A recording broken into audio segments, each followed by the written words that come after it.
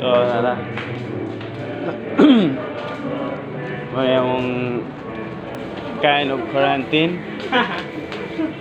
Na may nag-birthday sa mo, so among i-treat ka may na lang po. Makita po ng smile sa iyang mukha.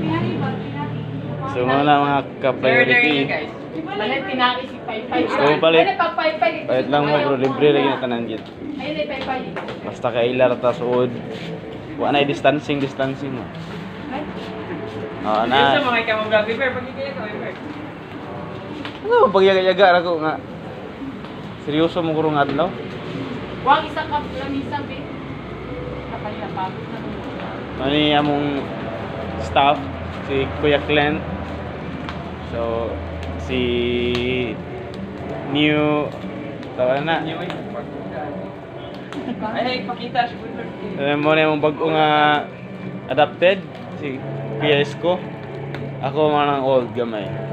Dayon ang mga cutie nga Miss A, si Shirley, and our teacher staff / guwapo dito sa campus ministry and / singer. 3 days na. Songer nila guys. So mga ka-priority mo na itong songers si Kuya Aljan.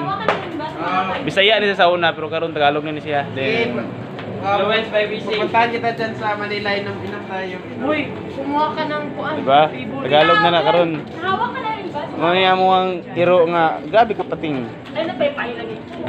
Akong sanilas, sigiran niya kwaon, mawar kalit ba. So muna akong balay guys. Welcome to my house. Mga ka-priority. So muna among birthday girl si Ate Janet. Our former staff.